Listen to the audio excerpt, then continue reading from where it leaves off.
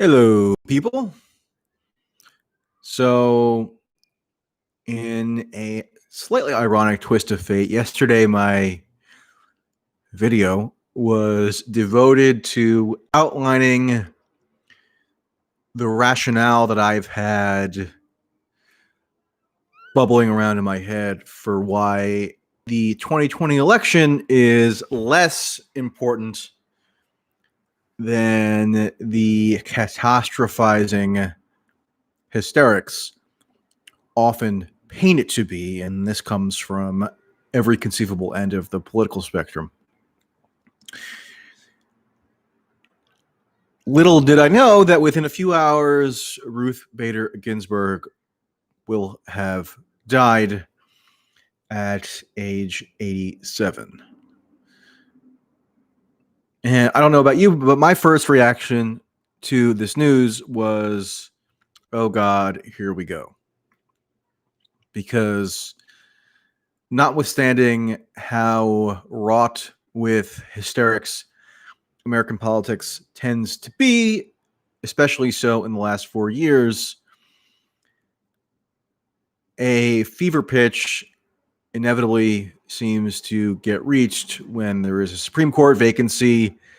And this is the most five alarm fire Supreme Court vacancy that you could imagine, especially now, given the timing. And so the thesis that I laid out yesterday afternoon might have to be somewhat revised, not because I'm necessarily changing any of the foundational analysis about the overarching significance of the 2020 election, but because everybody across the political spectrum is now going to be even more vigorous in their proclamations about the supposed cosmic world historical importance of the upcoming election. But then again, that is dependent on a few scenarios in terms of how this vacancy will play out logistically and politically, and we don't fully know yet how that will go. I think before delving into those potential scenarios, it is worth just commenting on something that relates to the broader interpretation of American politics that I tend to always go back to when the hysteria seems to become especially overbearing, which is that fundamentally the United States is a declining hegemonic power, and much of the crack up, whether it manifests in the personage of Trump or it manifests in the persons of his most loony opponents, is explainable by this almost unalterable reality in the U.S. being a declining superpower,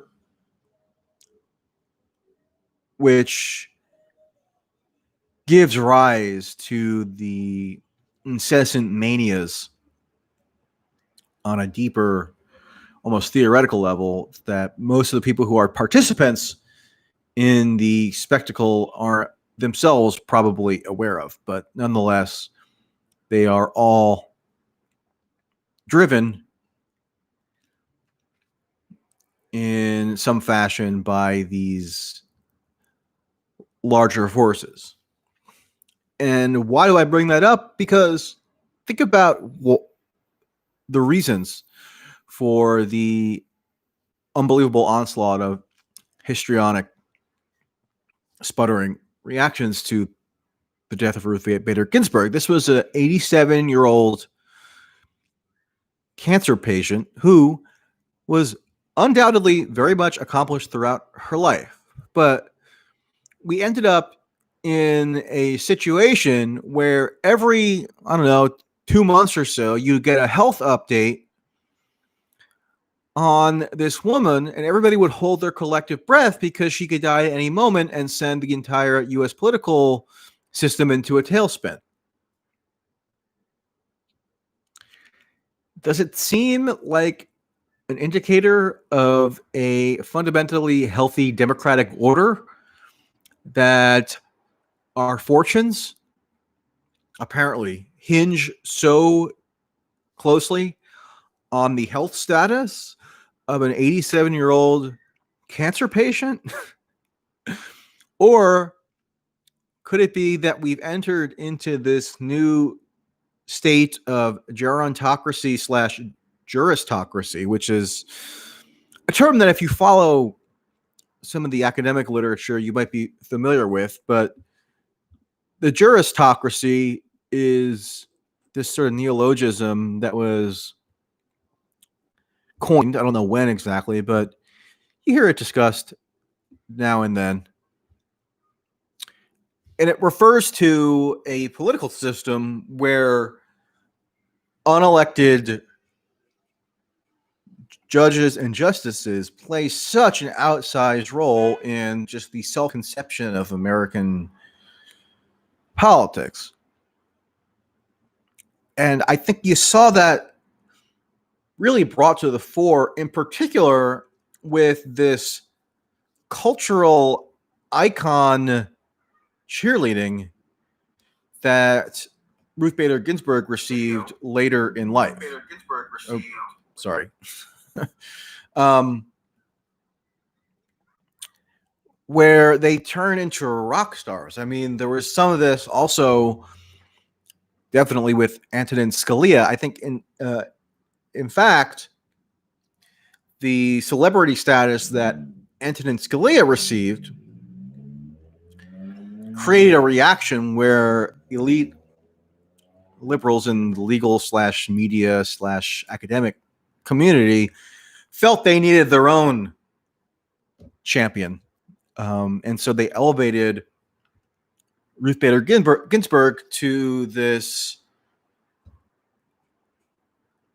image of a, I don't know, renegade icon, where she gets called the notorious RBG, blah, blah, blah. And there are successful documentaries. And now you see this outpouring of grief about her death, but also about what the political implications of her death will be. And just to be clear, I don't want to be callous. If you did have an emotional connection to Ruth Bader Ginsburg in some way, you thought that she was a genuine trailblazer, you agreed with her jurisprudence. I doubt many of her self-professed plans have ever read a Supreme Court opinion, which I have. I mean, they're not the most exciting documents, although sometimes they're reasonably interesting.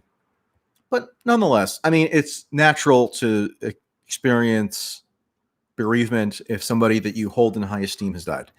And by the way, I do want to mention that Stephen F. Cohen, who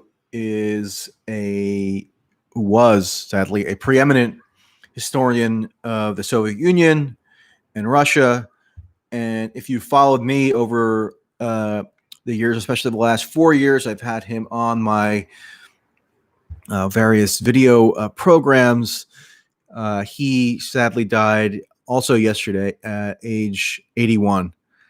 And I was very saddened to hear that, obviously. He was somebody who, to me, was an anchor of sanity, particularly since 2016, but going back many decades. And I have his book on my shelf right here, his latest one called War with Russia, ? And also he was very personally generous and encouraging. And I am confident that future historians will look back on his work, both in academic circles and as well as in popular media, where he was very much involved for much of his life. They will look back on his work as a telling and illuminating insight in a whole variety of respects. So just wanted to, I offered my condolences on Twitter already, but wanted to reiterate that here, especially to his wife, Katrina Vanden Heuvel, who I also know, who's the editor and publisher of The Nation magazine, and very much to her credit, steadfastly allowed The Nation magazine not to get wholly subsumed into the unending hysterical paranoid furor of the Trump era, and much of the best analysis and reporting on, quote, Russiagate could be found there in the past 4 years. So RIP to Stephen F. Cohen. I know I personally will miss him and his counsel. Anyway, to continue on the RBG point, I mentioned how sort of bizarre it is that the nation was so invested in the health outcomes of an 87-year-old cancer patient, because it shows that there's something fundamentally askew in our constitutional order if it has that much significance, where everybody is constantly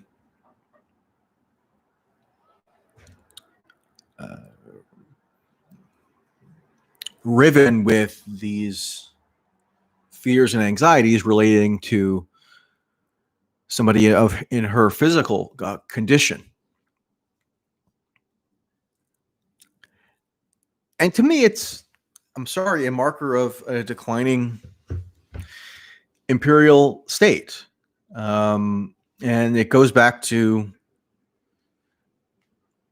and we see it now even with the two presidential candidates. I mean, Joe Biden is a 76, almost 77-year-old man who clearly is considerably less sharp than he was in his heyday. I don't think he's senile or suffering from dementia necessarily, as you often hear online, but his acuity has clearly diminished. And then you have another man in his 70s, Donald Trump, who's suffering definitely from obesity and probably a diminishment of his mental faculties to some extent. And these are just the choices on offer, apparently. And then, everybody also has to be deeply invested in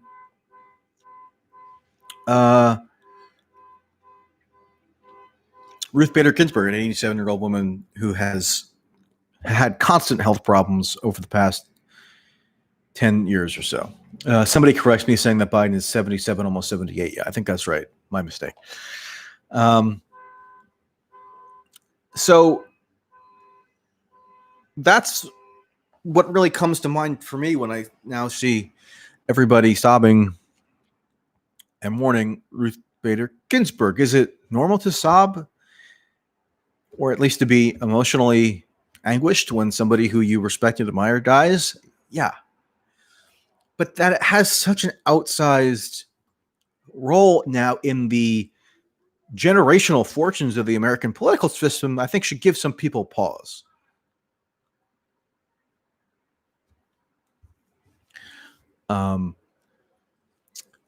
And yet this is now where we find ourselves. I have seen a lot of speculation as to who does this benefit electorally. And I don't know that it's particularly clear one way or another. I've never heard a normie voter, and I use that term in a broad sense, but a voter who's not especially plugged into the day-to-day machinations of U.S. politics, but is enough of a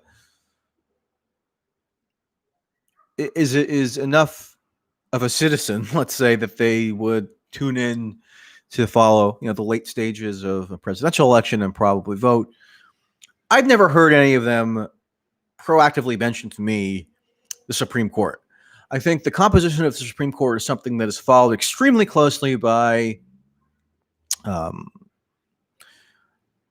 political elites, people who have who are invested in American politics almost as a hobby. or just amateur interested parties. And most of the people for whom this has a major impact are already going to have hardened partisan political opinions. So it's difficult to imagine a Supreme Court vacancy really benefiting in a clear-cut way one party or another. I think it might have been a tad different in 2016 because Trump at that point was an unknown quantity, at least in terms of his governance. And that's why you saw him now start this precedent, in part to assuage skeptical ideological conservatives in 2016, where he puts out this list of people that he would nominate for the Supreme Court ahead of time. That hadn't been done before. And that was because Trump didn't have a track record as a firmly committed ideological conservative for his entire, 6 or 7 decade life. And so to get the people associated with like the Federalist Society and the sort of professional class of the Republican Party and whatever voters they might have influence over to be more comfortable with him, he's preordained his roster of judicial appointments ahead of time. So I think that probably that may well have had an impact in 2016 around the margins for a certain subsection of voters who were instinctual conservatives, but may have had misgivings about Trump, and that was sufficient to placate them. But now with Trump 4 years in office and having filled up the federal judiciary in accordance with the vision that he outlined in 2016, I have a difficult time conceiving of the voter who otherwise would not have voted for Trump, but now will or may as a result of this Supreme Court vacancy. Maybe one such a voter does exist. In fact, I'm certain that one such voter does exist somewhere out in the country because it's a massive country and people construct their voting preferences in a whole host of idiosyncratic ways that are often difficult to pin down. But in terms of it being a sizable electoral factor, I am a bit doubtful. On the other hand, Joe Biden has yet to forge a national voting constituency, aside from his obviously victory in the primaries. And so it's a little bit easier for me to conceive of a voter who may have had misgivings about Biden, but now can be hectored till the cows come home to vote for Biden as a bulwark against, I don't know, conservative Christian judicial supremacy or something. So if I had to bet in terms of who this advantages more from the standpoint of energizing a base, these are all pundit cliches, granted, but if I had to put some money on who I thought stood to benefit more from this electorally, it would probably be the Democratic nominee. And again, it's hard to say with certainty one way or another. But I think often you see lazy commentary, which just assumes things out of whole cloth about the electoral impact of events like this. And either way, I think the impact would be very marginal. I mean, I think voter attitudes are quite hardened, much more so than 2016. I've discussed this off and on, where you have many fewer undecided voters now than you did at this point in 2016. You have many fewer voters who state a preference for a third party candidate. And the polarization and the even, you might say, radicalization over 4 or 5 years of Trump being the lodestar of all our political existences has shrunken the, let's say, space for the people with swing type attitudes toward electoral politics. Now, all that said, that's clearly speculative. I've mentioned before, but I'm going to go back out on the road in October and try to talk to voters in electorally significant geographic regions. So maybe I'll get further insight on this question from doing that.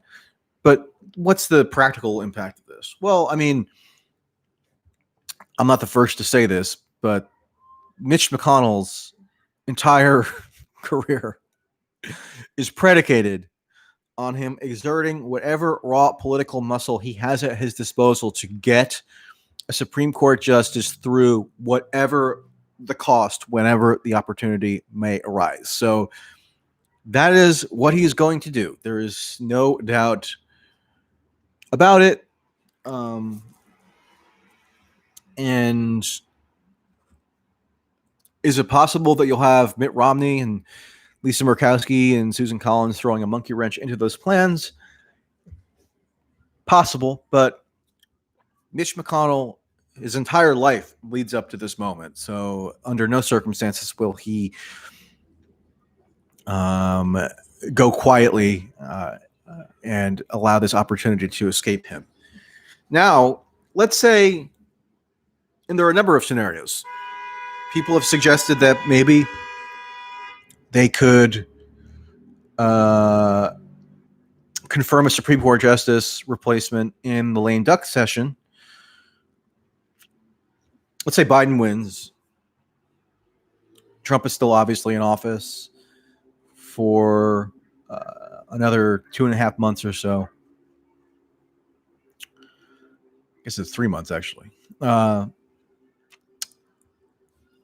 Then, especially if a number of Republican incumbents lose their seats, there's going to be a critical time there where there's a window of opportunity for McConnell to get through the judicial appointment. That's possible.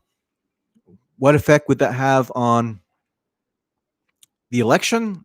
Hard to say. I mean, I think really what it would do is animate the partisans to a much greater degree on both sides, more so than I think having any real impact on so-called swing voters. Now, one potential variable is that assuming we're having confirmation hearings, something crazy might go down in the context of those confirmation hearings. In fact, I'm sure there will be crazy stuff said all over the place.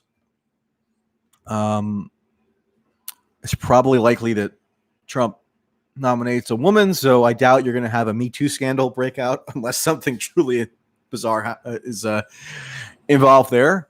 But, you know, the spectacle in the theater will be on turbo overdrive.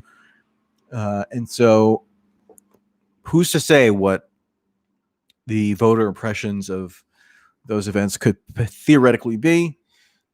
But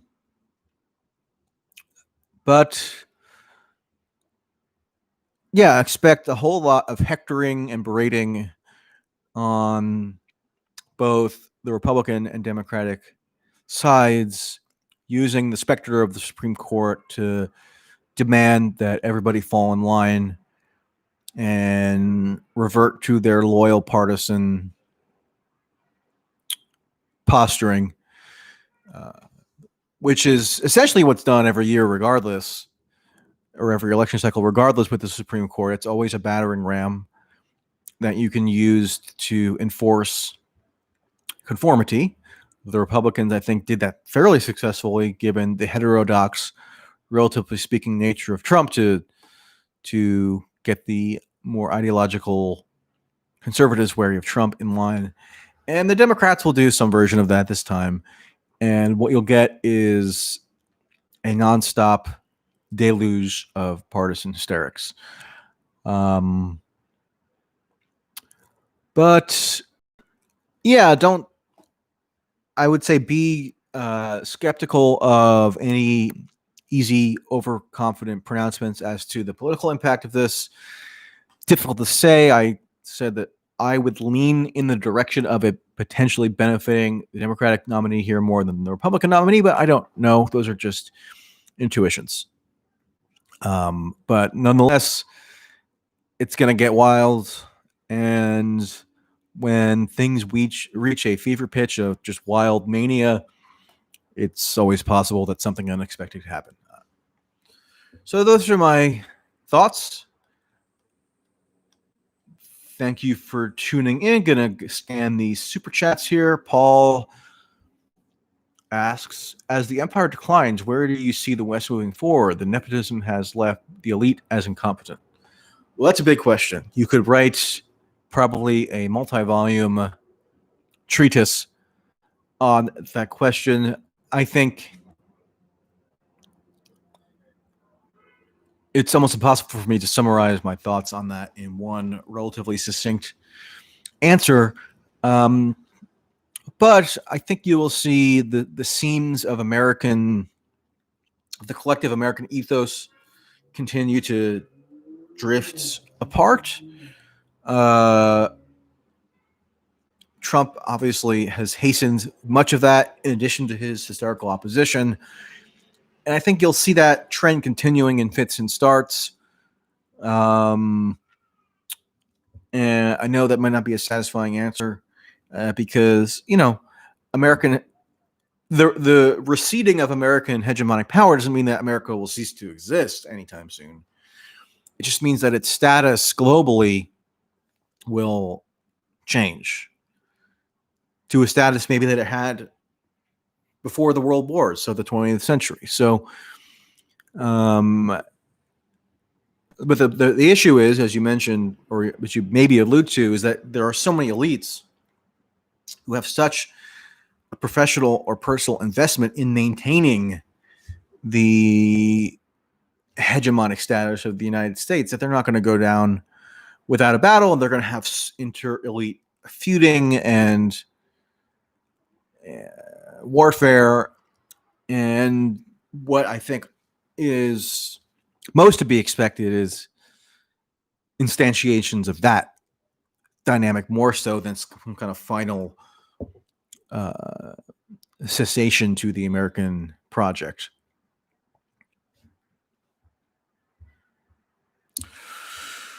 Okay, my friend Sparky chimes in as usual.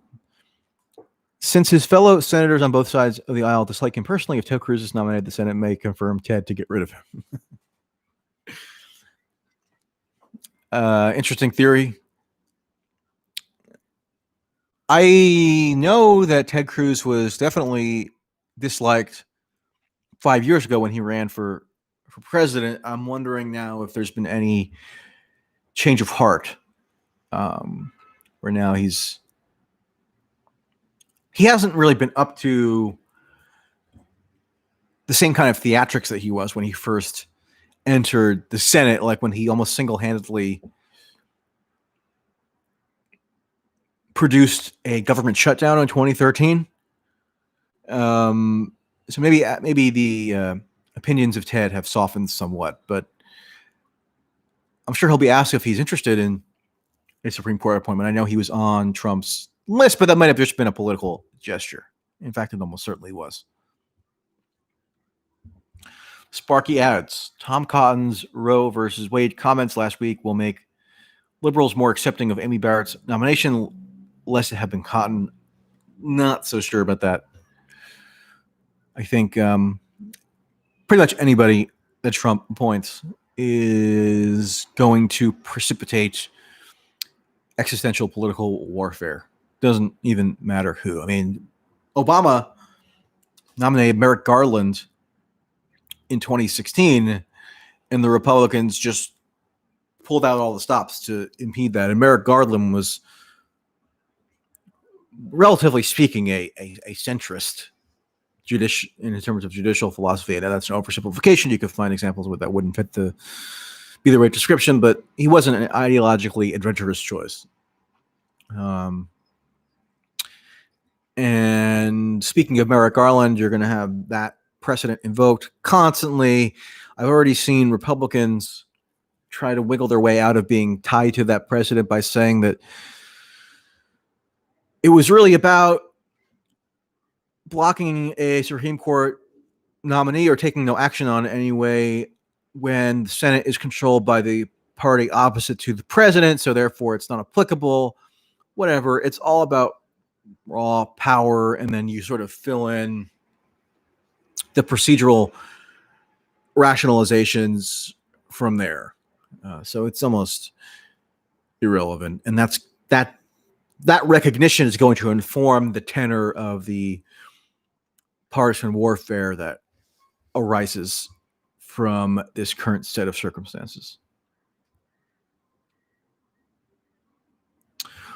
All right, everybody, thank you for joining me on this impromptu Saturday afternoon live stream, and we will do it again in short order. Stay safe, stay cool. See you later.